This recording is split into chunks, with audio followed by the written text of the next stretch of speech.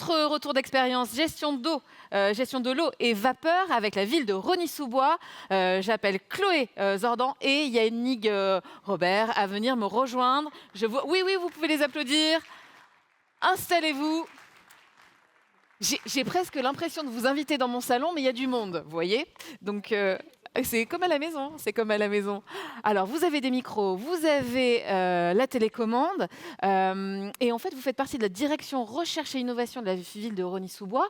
Moi, je trouve que c'est assez incroyable qu'une ville ait une direction recherche et innovation en son sein. Et vous êtes pilote sur beaucoup de projets. Enfin, Rosny, on en a parlé beaucoup sur la paille depuis pas mal de temps. Donc, allez-y, on vous écoute. Donc, juste pour faire un petit point, alors la direction recherche et innovation territoriale, elle a été créée à la ville de Rosny-sous-Bois pour réfléchir sur des sujets transversaux pour adapter la ville au changement climatique. Et du coup, nos actions de recherche elles se portent essentiellement sur les équipements scolaires de la ville, donc écoles primaires et centres de loisirs. Du coup, depuis 2014, on a sorti 7 bâtiments donc, qui ont pour point commun d'être construits en bois avec une isolation en paille. Donc tout ça est possible parce qu'en fait, on forme une équipe de maîtrise d'œuvre publique intégrée à la ville. Et ces différents chantiers en fait, nous ont permis de tester des techniques variées pour la paille. Donc on a fait de la paille en caisson, de la paille en manteau, en mur manteau. On a fait de la paille porteuse, on a fait de la paille aussi en ITE sur fondation. Donc tout ça nous a permis de voir pas mal de choses, notamment au niveau de l'eau aussi. Et vous êtes combien à la direction? Alors actuellement, on est 9, mélangés ingénieurs et architectes. D'accord. Et ingénieur et architecte. Et tous les deux, vous êtes Tous les deux, on est ingénieurs. Ouais. Ok. Et donc, fatalement, quand on commence à construire régulièrement, on fait des bêtises. Alors là, je vous promets, il n'y avait aucune concertation avec Maud. Ça, c'est le trou de l'élingue. Donc, c'est un des premiers bâtiments, toiture plate. Et donc, on pensait avoir tout bien fait, sauf qu'on avait oublié qu'il fallait des élingues. C'est les charpentiers savent qu'il faut des élingues, mais voilà.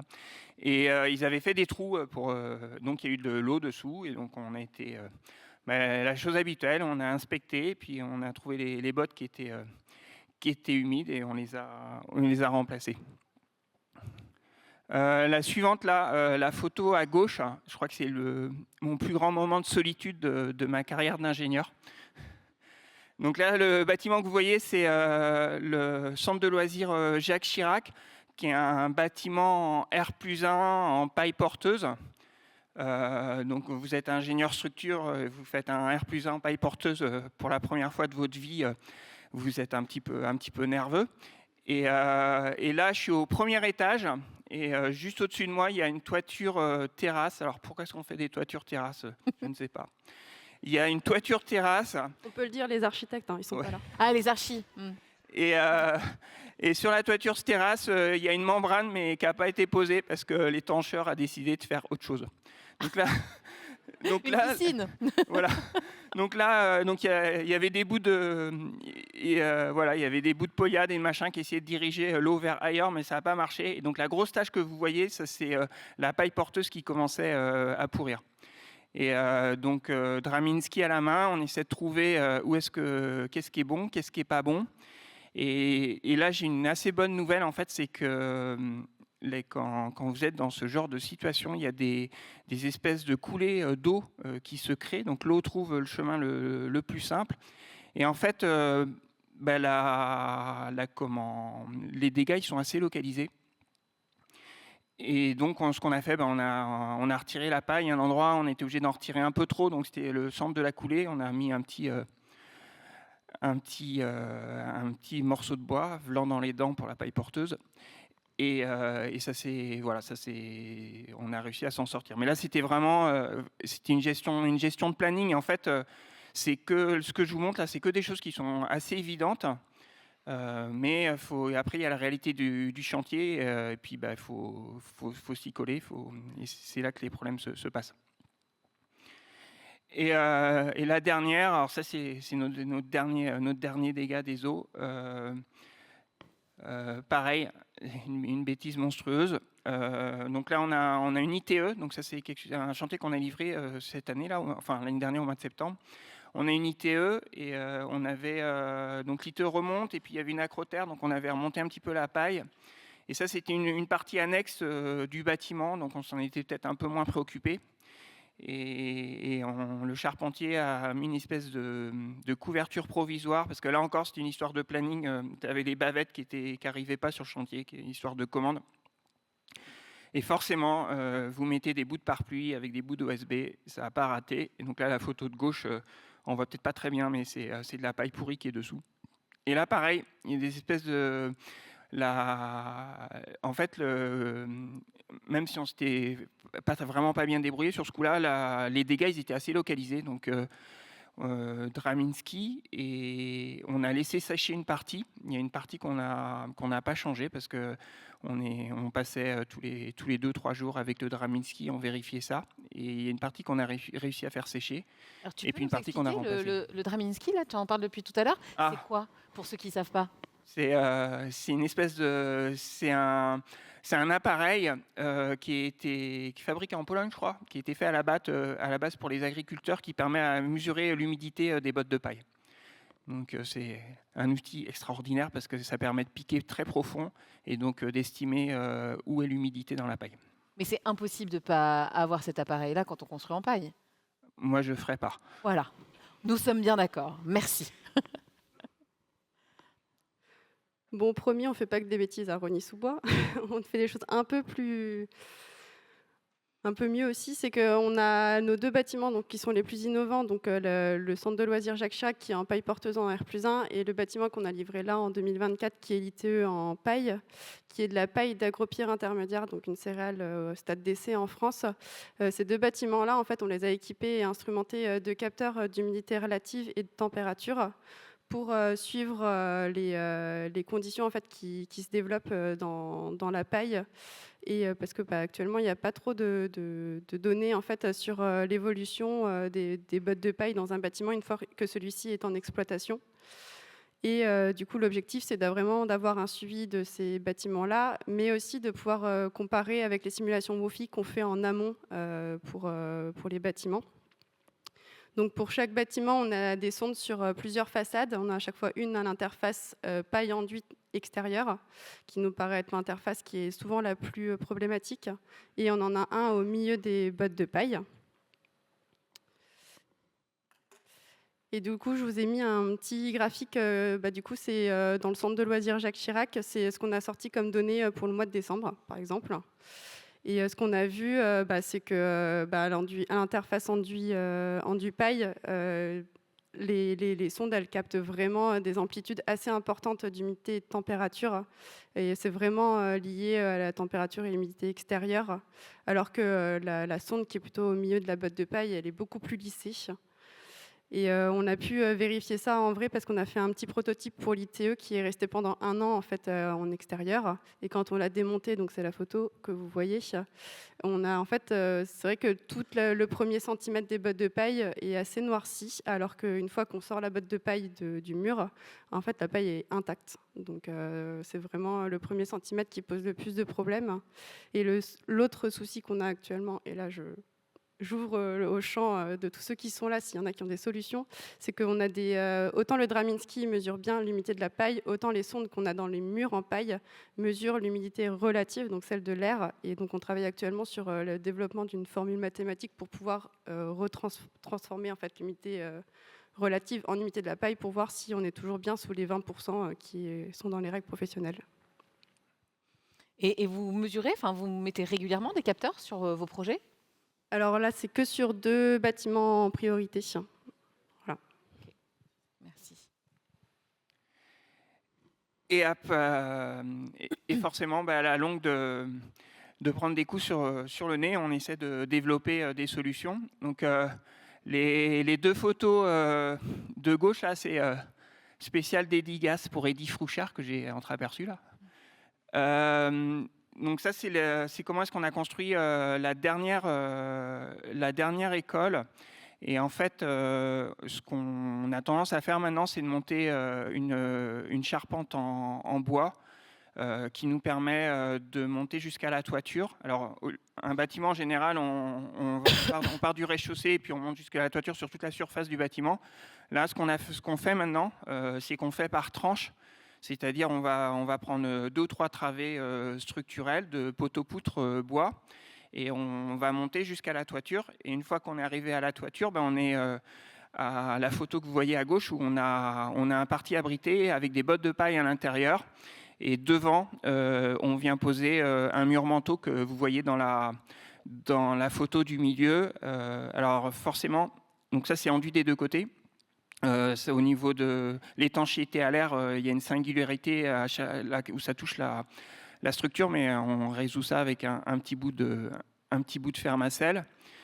La troisième photo, ça c'est l'ITE paille qu'on vient juste de faire. Et donc là, on avait rajouté un espèce de parapluie. En plus de ça, on bâchait et débâchait régulièrement, enfin dès que c'était nécessaire. Il y a aussi une autre chose qu'on a remarqué, c'est que la chaux, c'est un super fongicide. Et donc, nos enduits extérieurs, en général, on se débrouille pour avoir au moins beaucoup de chaux dedans. Et ça pardonne énormément. Donc, la photo que vous avez montrée, Chloé, avec le mur ouvert, le mur, il avait un petit peu pris l'eau. Et la paille était un petit peu piquée, mais ça n'avait pas commencé à pourrir. Et voilà, moi je suis persuadé que c'est la chaux. Et il y a une autre chose qui, à notre avis, enfin c'est un peu notre doctrine, comme diraient les pompiers, c'est d'avoir des parois très ouvertes, parce qu'on a remarqué qu'en fait, il y a des fois, on pourrait penser que c'est mort, mais en fait, ça sèche. Donc, quand on a des parois avec très ouvertes, donc nous, c'est enduit terre à l'intérieur, enfin terre plâtre à l'intérieur et chaud à l'extérieur, ça sèche. Donc, c'est un avantage pour le chantier aussi dans la vie du bâtiment. Et quand ça s'est mal passé, les meilleurs moyens de rattraper ça, c'est ventiler au maximum. Chauffage, nous, on n'a jamais fait, mais voilà, il y a certains cas où ça pourrait peut-être marcher. Alors après, le problème du chauffage, c'est que ça peut peut-être accélérer la pourriture. On n'a jamais essayé. Et sinon, la déshumidification. Merci. Alors, ouais, il me semblait bien que c'était la fin. Merci beaucoup. Alors justement, par rapport à ce que tu nous as présenté, Yannick, sur l'ITE, je crois que c'était en ITE, où il y avait la protection, on a une question dans ce sens-là. Ne faudrait-il pas toujours protéger les constructions paille par les systèmes d'échafaudage et couverture provisoire?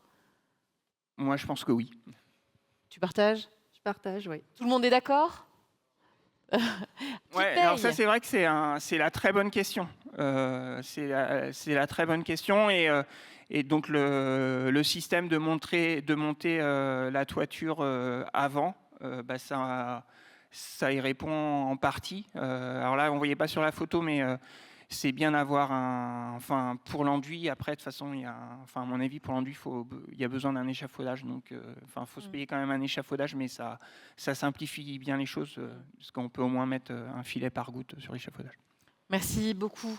Une question, ça y est, c'est le Luxembourg. Le Luxembourg revient en force. Est-ce que tu as trouvé le Belge? On cherche, les Belges sont où? Ah, il est parti. Bon, tu vois, j'essayais de faire de la mise en réseau. Bon, échec. Merci, Eddy. Merci. Merci de te présenter. Encore? Ah oui, parce qu'il y a de nouvelles personnes. Antoine Persons, je viens du Luxembourg. Super. Voilà, je travaille dans un bureau d'études et technicien dans une agence d'architecture. Je voulais simplement faire une remarque. Moi, sur un bâtiment en paille avec des projections d'enduit, j'ai vérifié si la paille, après projection, noircissait, vu qu'on amène énormément d'eau. Et effectivement, quand on retire en intérieur, donc protégé, non soumis aux intempéries, d'office, à tous les endroits où j'ai fait des sondages, la paille est grise. J'ai fait la même chose en extérieur, où il a été soumis à l'eau également. Je n'ai vu aucune différence entre les deux. Donc, selon moi, en fait, le grisement, maintenant, vous avez fait des tests et vous avez constaté de l'humidité. Le grisaillement, je me demande si ce n'est pas sur tous les chantiers. Et s'il y a des témoignages, ce serait bien de l'avoir. peux répondre, ouais. Ben, si, moi je pense que c'est... à partir du moment où tu enduis, il y a du grisaillement. Alors moi je suis ingénieur bois de formation et dans le bois on fait la différence entre quand c'est lignicole, donc c'est-à-dire c'est le champignon qui se développe sur le bois, et quand c'est lignivore, quand c'est le champignon qui attaque vraiment le bois. Et donc là je pense que c'est un peu... le premier grisaillement qu'on voit, c'est juste à la surface de la paille, parce que on a pris des enduits, on les a coupés, on a retiré les brins de paille après, et on voit que c'est gris, mais par contre on ne voit pas cet effet de la paille pourrie quand ça a vraiment pris l'eau. Merci beaucoup. Une question, merci de vous présenter. Ah, Julie, si quelqu'un peut amener, il y a une demande de... Hop là, je vais aller plus vite. Répondre directement à la question par rapport au grisaillement de la paille. C'est pas parce qu'on enduit que la paille grise, de la paille qui reste aux UV comme du bois, va prendre une teinte un peu grisâtre. Voilà, donc le fait que la paille grise, c'est pas forcément signification qu'il y a un début de dégradation et que ça va être problématique. Voilà. Merci pour ce complément. Il y avait une question. Amarocine, charpentier au Lot-et-Garonne et CAPEB. Je ne comprends pas votre raisonnement d'essayer de prescrire une couverture pendant les travaux. On est confrontés tous sur le terrain à un coût, déjà à une idée de coût qui n'est pas souvent réelle, mais qui est des fois exorbitante vis-à-vis des décideurs publics. Et comment vous pensez qu'on va réussir à vendre un échafaudage pour protéger les ouvrages? Ce n'est pas possible. Là, vous êtes, pour moi, hors jeu, quoi. Vous le faites bien, vous parce que vous êtes maître d'ouvrage. Ouais, alors j'ai pas raconté toute l'histoire. Donc la photo que je vous ai montrée avec le mur manteau, il y a eu 2 bâtiments qui ont été faits comme ça. Voilà. Ça c'est le premier. Donc c'était un macro-lot. Et le charpentier nous a fait non, alors qu'il était dans le CCTP. Non, on n'a pas besoin d'échafaudage. On fait tout à la nacelle. Et ils ont été obligés de poser les bottes de paille à la nacelle. Les murs étaient pas droits. L'enduiseur a maudit tout le monde. Et ils ont passé tellement de temps que quand ils ont fait le 2e chantier, ils ont payé l'échafaudage. Donc je pense que c'est vrai que l'échafaudage c'est une ligne importante, mais il faut essayer de se débrouiller pour qu'il reste le moins longtemps possible. Alors là on parle de RP en R+2, des chantiers qui doivent être faits rapidement. Sur un petit chantier, ça serait peut-être différent, ou sur un chantier, en plus en région parisienne, donc tout est contraint, il n'y a pas de place. Donc ça peut aussi dépendre du chantier, mais l'échafaudage, il faut qu'il reste le moins longtemps possible, je suis d'accord, mais je ne pense pas qu'on puisse dire que c'est systématiquement plus coûteux. Merci Yannick. Une dernière question et un apport peut-être. Laurent Boiteux, Cluster Robin. Moi aussi, je viens de très loin, je viens de Bourgogne-Franche-Comté. Depuis ce matin, on parle du fait que l'on sait depuis très très longtemps, les uns les autres, qu'il faut qu'on anticipe et qu'on prévoit tous, et qu'il faut du temps et de l'argent pour ça, le mieux possible. On est tous d'accord là-dessus. Et merci, avec votre sincérité, de montrer que même quand on fait ça, il y a des moments où il y a un petit couac. Et j'aimerais, moi, savoir si cette sincérité que des archis, des maîtres d'ouvrage et des entreprises, après, j'imagine, vont venir montrer, si ça pourrait être un outil réglementaire assurantiel pour dire, tiens, lui, il s'est planté, il avoue qu'il s'est planté, et ben, je vais lui baisser sa prime d'assurance. Alors, est-ce qu'il y a des assureurs dans la salle? Parce que ça veut dire qu'il a appris. Voilà, c'est une proposition. Est-ce qu'il y a des assureurs dans la salle? Ah, il y a une expérience là-bas, si on peut amener un micro. Ah, j'y vais. J'ai repéré. Hop là, puis ça faisait longtemps que je n'avais pas bougé. Tac, tac, tac, tac, tac. Il y a une expérience sur le sujet. Hop là. Merci. Bonjour, Jean-Baptiste Isovou, préfat Bois-Paille. Et alors moi, j'avais envie de vous partager 2 sujets. Rapide. Oui, très rapide. C'est qu'il n'y a pas que les trous des lingues, ça peut passer par les trous des clous quand on est dans du gypse. Voilà, on a changé 200 mètres carrés comme ça en toiture. Et il faut avoir une bonne assurance. Donc, avoir une assurance qui permet de prendre en compte l'avarie chantier. Et ça règle tous les problèmes, parce que du coup, en justifiant qu'on a bien pris toutes les précautions en avance et qu'on leur dit qu'on a eu un problème, ils vous couvrent. Ok. Laurent Dandre, un complément, notre contrôleur technique. Et Jean-Pierre, si tu veux intervenir, n'hésite pas, parce qu'on fait la part belle à Laurent, là, ça va pas du tout. Merci. Bon, je ne sais pas si je dois continuer de parler. Mais si. Non, juste sur les protections de chantier. Moi, j'ai fait pas mal de chantiers en construction paille et j'ai eu quand même plusieurs sinistres liés à l'eau exclusivement en phase chantier. Et à chaque fois, c'était par rapport à un défaut de protection de chantier. Et en fait, maintenant, je conseille, lors de la rédaction des CCTP, de prévoir une ligne protection de chantier. Ce qui fait qu'en fait, la ligne, elle est remplie et en fait, in fine, ça va être le maître d'ouvrage qui va quand même le payer, mais pas le charpentier sur ses deniers ou quoi. En tout cas, c'est vraiment une ligne spécifique. Et puis après, je voulais juste ajouter que on protège l'ouvrage biosourcé, mais que l'homme, le travailleur, la travailleuse, il est biosourcé aussi et que c'est pas mal de le protéger quand il travaille. Merci Laurent pour cette précision. Peut-être un retour de Yannick. Et juste derrière, il y a Marie-Angèle qui veut intervenir. Yannick, je te donne la parole après. Marie-Angèle, oui. AQC. Très brièvement, tout simplement pour dire que tout ce qui nous a été montré, ce sont des désordres qui sont apparus en phase chantier et qu'il n'y a pas de couverture assurantielle tant qu'on ne prend pas une tout risque chantier en fait. Parce que ce sont les entreprises et ce sont les constructeurs qui restent responsables de l'ouvrage jusqu'à ce que la livraison intervienne, la réception. Merci Marie-Angèle. Yannick. Alors, je vais rebondir là-dessus. La raison pour laquelle il y a juste des diapos de chantier qu'on a montré, c'est parce que les règles pro marchent. Et si vous faites bien le SD et tout ce qu'il faut, comme dit dans les règles pro, il n'y a aucune raison qu'il y ait de pathologie. Je touche du bois là.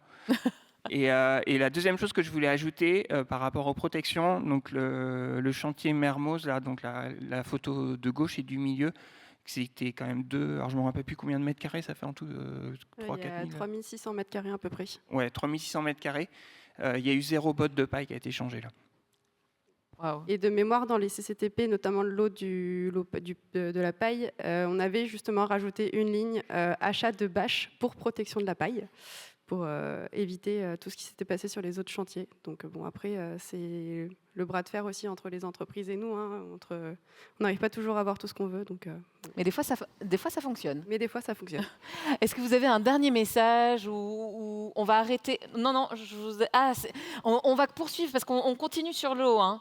On continue sur l'eau. Est-ce que vous avez un dernier message à faire passer sur la thématique de l'eau? Tant que vous avez l'écoute de l'assistance, même si ça râle, vous inquiétez pas, on va maîtriser. Non. En fait, je vous assure, on clôture. C'est comme ça, c'est pas autrement. Donc voilà. Mais il y aura d'autres questions, il n'y a aucun problème. On est encore sur à peu près 3/4 d'heure, 1 heure sur l'eau. Donc il n'y a pas de problème. Moi, j'ai un seul message qui est écrit sur la diapo, c'est il faut protéger et laisser perspirer. Parfait. Protéger, laisser respirer, perspirer même. Merci beaucoup à tous les deux.